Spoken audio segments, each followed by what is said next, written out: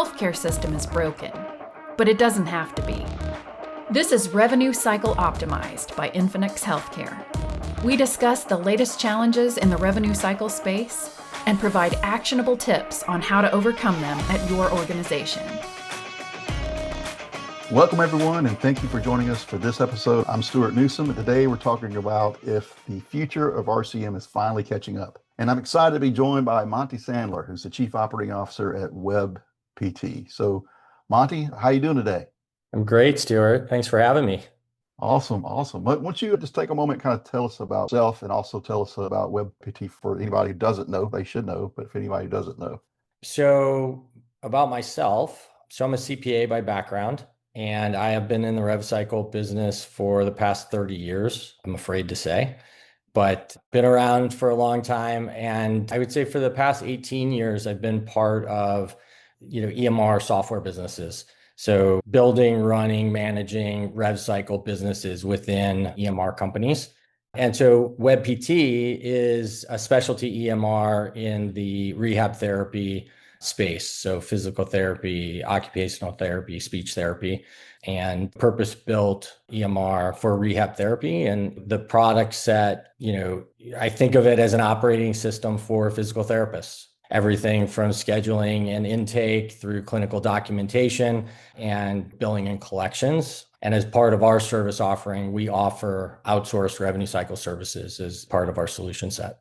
Nice. Really thrilled to have you here, especially on this subject, because 30 years is not so bad. I've been around at the same time. But you have a lot more hair than I do. I don't know how that happened because I've been pulling out a lot.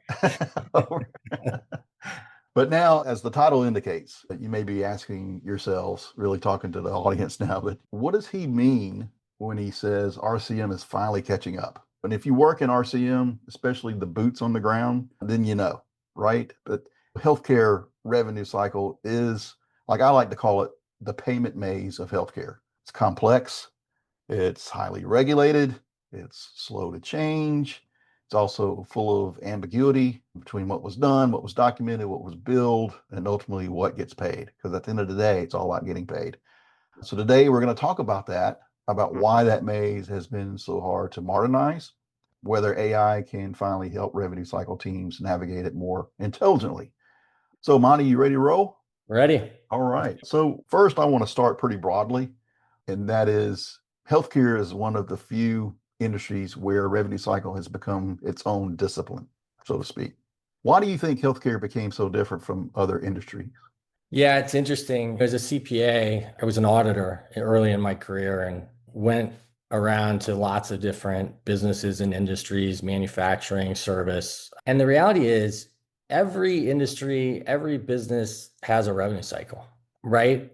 But healthcare is the only industry where we've actually really named it. And we talk about it as its own discipline, as you mentioned.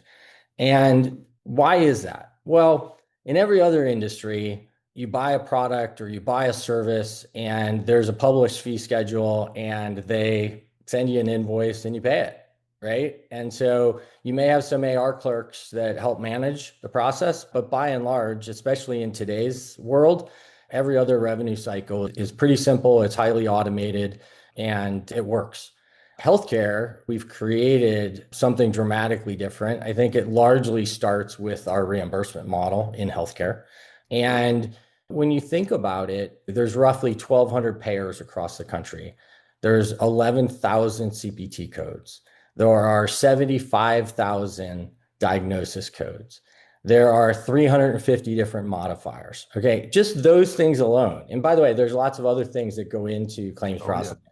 Okay, but just those things alone, you think about how complicated our reimbursement system is, that's 346 trillion mathematical computations of way things are billed and paid, right, in healthcare.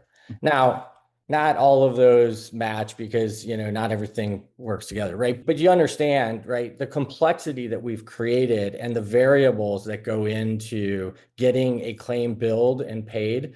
And look, that doesn't even consider contracts and fee schedules and prior auths and national correct coding initiatives and, right, it goes on and on, right? So the reality is that we have created in healthcare a revenue cycle that is infinitely more complicated than any other industry that I know of. And I would say, until kind of this latest generation, which we're going to talk about, of AI, it's really hard to automate all of those complexities.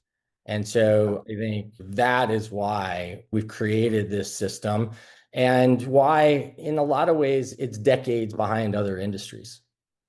Yeah, I would totally agree. And part of that problem also, and what is the remedy that's been tried to handle it in the past? And it's done, I guess, a fair job, maybe in some instances, depends. But I'm talking about those rules engines, those decision trees, been using those like for decades now. And you mentioned a few variables, Yeah. payer rules, plan rules, CPT codes, ICD-10 codes, modifiers, authorizations, documentation requirements. We didn't even talk about E&M codes, right? E&M coding and how that plays an impact. All leads to denials. So let's talk about those decision trees. What makes those decision trees so difficult to automate in a reliable way? Yeah. Yeah. I mean, 30 years ago, in order to scale a revenue cycle operation, we had to train a lot of people. We had to manage a lot of people, right? And in order to do that with any consistency, we really had to build decision trees for everything that we do. And the reason that there's so many decision trees and the reason those are so complicated is because of all those permutations around the numbers that I shared before. And so way back then, it was, okay, well, let's build the decision trees. Let's use that to train all of our people. And that's how we can deliver services in a repeatable, high quality way.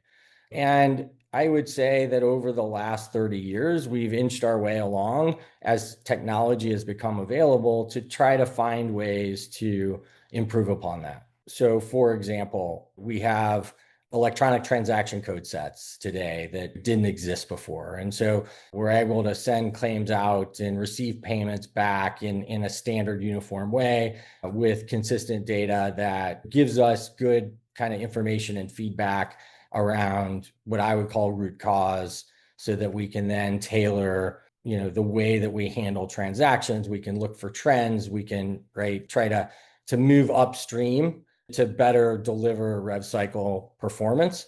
We have RPA would be another kind of area that has been introduced over the decades. And RPA is great, but it's very binary, right? So I use robotic process automation. I program different rule sets or different functions, and that's what the technology goes and transacts on. If something changes, that bot breaks, right? And so I have to be really kind of narrow in my scope. I have to be really rigorous in, exactly what steps the bot is taking. And I also have to be on top of the management of it because they break all the time.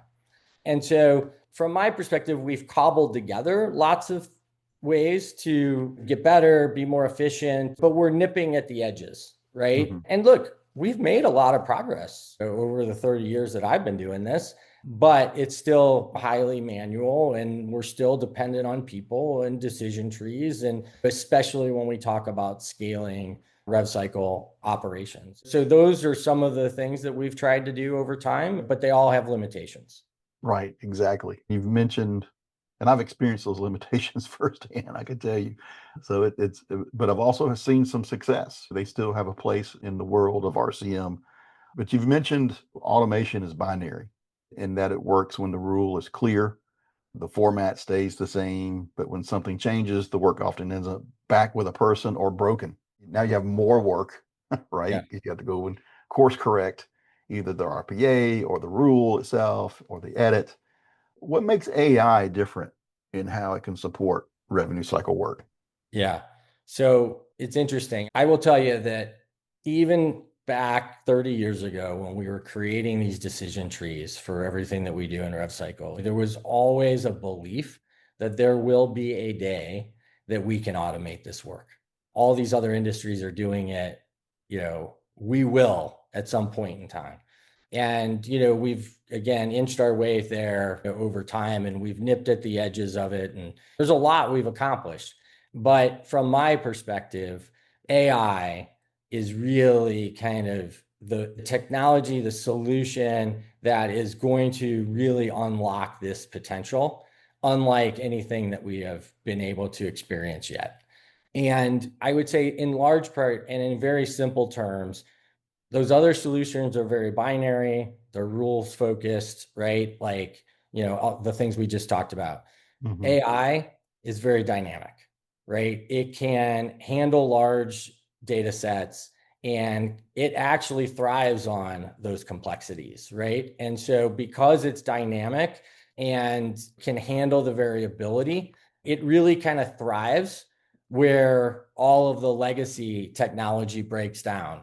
It recognizes patterns, it can handle structured and unstructured data, it does probabilistic reasoning, right? And so all these things that we just have not had the ability to do in the past, AI now kind of unlocks that and opens the door for what I believe this industry to move closer to all the other industries out there and really start to automate a lot more of what we're doing and handle the complexity of the 346 trillion combinations. Right, because it can do some mundane task. It can, and it may leverage automation because AI can actually be set up where it can either help with RPA, it can help with automation. It can determine, hey, this an HL7 interface. We're going to push it that way. There's explainable AI coming out now. We're all familiar with generic AI. We're all familiar with agentic AI. It's kind of now hit the scene in the last year or so, but now there's explainable AI. So it's always these versions of AI with machine learning models, and it's really going to be more dynamic, way beyond any rules engine, decision tree, or RPA for sure. But I will say, when I speak with a lot of clients, prospects, whether it be at a trade show, a conference, wherever, a lot of revenue cycle leaders are skeptical right now. Honestly, they think they have a reason, and I really think they have a reason to be. Many organizations have spent a lot of money on automation and AI tools that didn't deliver what was promised. So when leaders are evaluating AI today, what should they look for to separate meaningful AI from what I'm going to call the hype? Yeah, look, I think it's a great question, and you said it correctly. I mean, the technology is moving so fast, and not just in healthcare, right? Just in our society as a whole, things are moving fast and changing, and new capabilities are coming to light all the time. And so I'm not sure there's a perfect answer to your question. What I would say to you is I've seen enough and I'm doing enough today to be convinced that this is the technology that is going to unlock transformational automation in healthcare rev cycle. And I think what I would recommend that leaders do more than anything is to educate themselves, right? I think there's a lot out there. So how do you best educate yourself, learn what capabilities exist? I'm a big believer of kind of playing the hand that you're dealt. And in a perfect world, I could design and come up with exactly what I would like to be able to do. But that's not always possible because we don't live in a perfect world, right? Right. And so in a lot of ways, I think that there's this progression of easing your way into it. I think it starts with education, right? How do you start talking to people? How do you start researching and understand what's out there and what capabilities exist? And then you really have to start thinking about how do they fit into the world that I live in today, right? I do believe that over the next decade, all of these technologies are going to have to be rewritten, right? These legacy platforms. Because there's a lot of people that are bolting AI solutions on to legacy tech right now. And I think that that's going to unlock a bunch of potential and capability, but it's going to have a ceiling, right? Because if the underlying legacy technology, can't scale with the bolt-on AI, I think ultimately that's going to have limitations, right? And so I do believe that over the course of the next decade, we're going to see most of these applications being completely rewritten in an AI native fashion that will significantly raise the ceiling of what's possible. But not everybody can do that on day one, right? And so I think educating yourself, understanding kind of the hand that you've been dealt, and then looking for things that you could start to test or introduce into your process, into your technology stack to start to take advantage of a lot of these automation capabilities, I think is kind of a logical way to approach it. And I think it's going to be hard, right? Just like what I've seen over the last 30 years, like RCM is such a broad term, right? You think about like when somebody says they're in the RCM business, I mean, that could mean they could be in full rev cycle. That could mean that they just do a very specific niche part of rev cycle and kind of everything in between, right? And I think we're going to find the same thing with AI, right? Like all of a sudden everybody's got AI, right? Well, is that really true? Well, probably not, right? And so there's going to be a certain amount of work that everybody's going to have to do to make sure, okay, what really is AI versus this is just a glorified rules engine, or right, or this is really just glorified RPA. And so I think it all comes back to me to education, right? How do we as leaders really educate ourselves, ask the probing questions to make sure that you understand what capabilities exist and what am I actually buying? Exactly, exactly. And you make a great point. Education is key because it on top of skepticism, if it's not skepticism, it's just the opposite. Because I just spoke with a provider the other day, and he was thinking AI would perform a certain function, and I kept saying that's not exactly how that's going to work. I walked him through it, and he's like, "No, AI is going to do everything." I went, "Okay, this is where we need to go back to square one. All right, we're going to go back and learn our ABCs again." But that's the perception, and it's like you have both sides of the spectrum, and everybody that kind of falls in the middle there, where those who think, "Oh yeah, AI is going to do it all. It can do it all." What do you mean it can't do it all? And then the other side is very skeptic. So I think that's very telling for sure.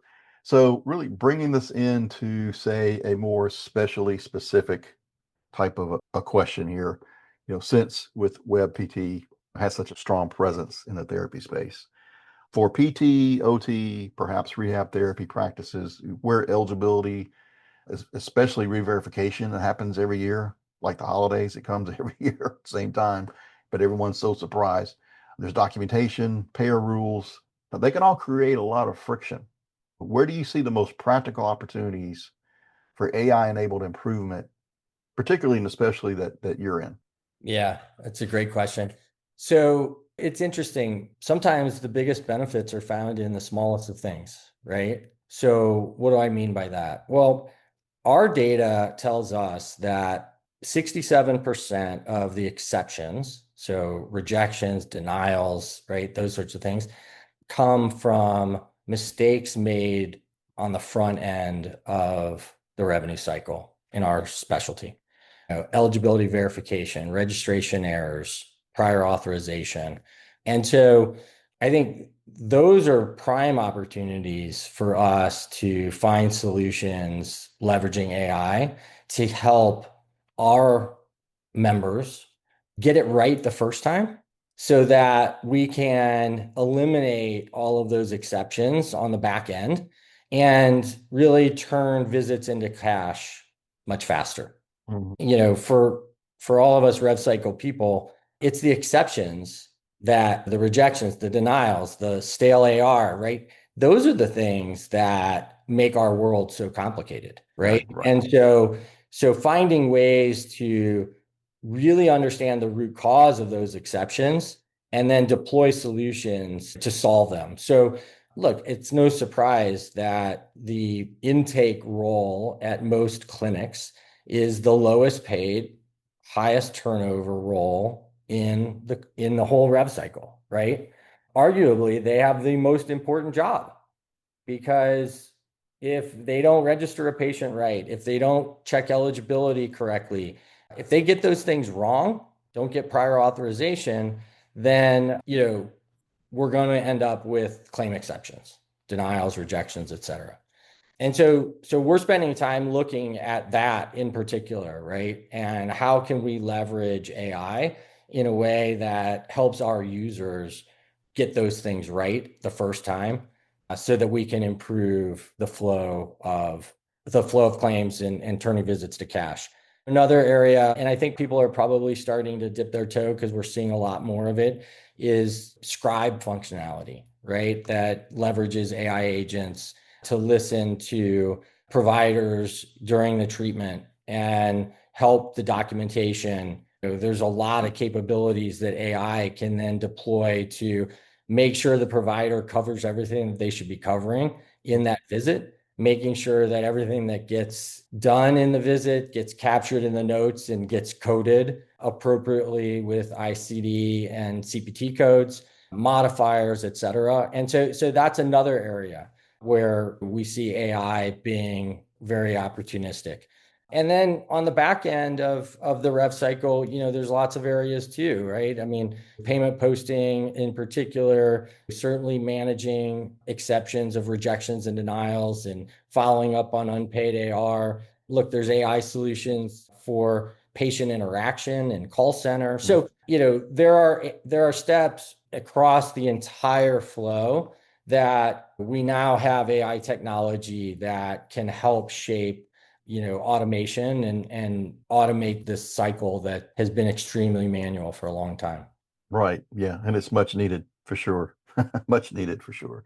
And yeah, I think going back to your comments about the legacy systems with EHRs, it's gonna take more than going to to the vendor and saying, hey, what can you do? Because it's the lowest common denominator. And I almost want to say, and I have said this before, it says, look, the 90s called and they want their user interface back, you know. So you have to build some kind of architecture around that infrastructure that's over 30, 35, 40 years old in some instances. Yeah. And it's just, who does that? Everybody else is now moved forward. So it's interesting. I just wanted to circle back on that. Well, that's all the questions I have right now, Monty. I'm going to look at some Q&A now. We do have one here, actually two. I think we can spare a few minutes to get to both of them. What parts of the revenue cycle should remain human-led even as AI becomes more capable? Yeah, I think that's a great question, right? And your example of your conversation with the provider was telling. To think that we're going to go from this state that we're in today and be, completely automated, hands off, just watching lights on a server blink is pretty unrealistic, right? And so I think we're on a path that is going to take time.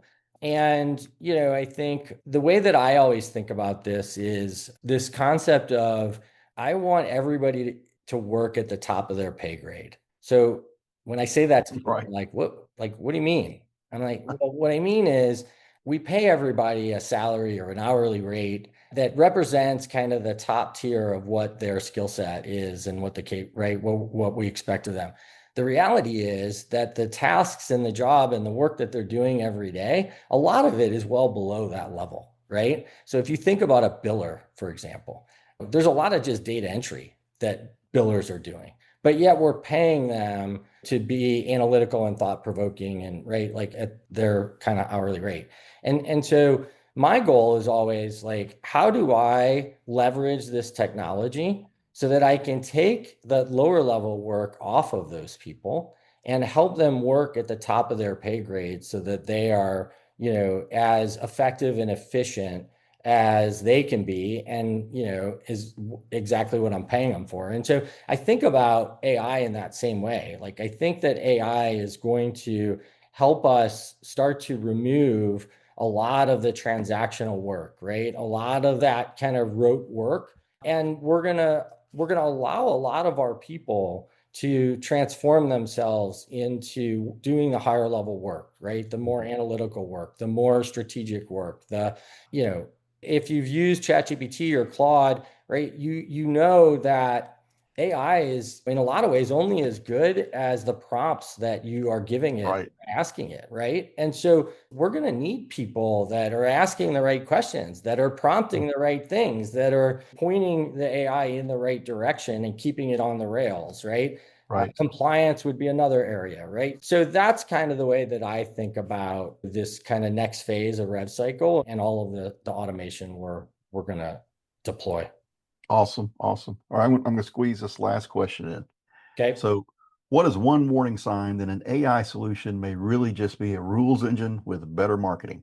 Yeah, well, it goes back to my point about all of a sudden everybody has AI, right? Well, I highly doubt that, right? And so, look, I think a lot of this comes back to the education, making sure that you're educated, you're an educated consumer, educated user. I also, I think of this in terms of rules engines and RPA are very binary. They're very if then, they break, right? Yep. They're not adaptable. And, that is not AI, right? Right. AI is much more dynamic. It can handle those solution sets. It can, help make decisions. It can handle those complexities. And so in its simplest terms, binary versus dynamic, and make sure you understand the difference, because I think that's really how you're going to root out some of the stuff that isn't really AI. Yeah, exactly. Exactly. Totally agree. Well, that's all the audience questions.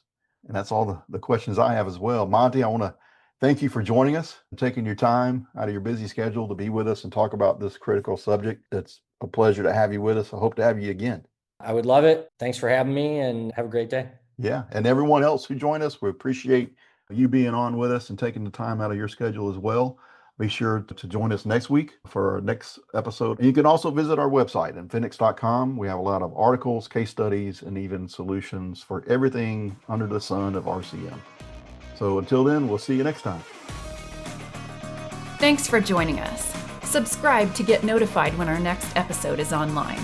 For more information for how we can help you increase reimbursements at your company, check out our website at infinix.com. That's INFINX.com.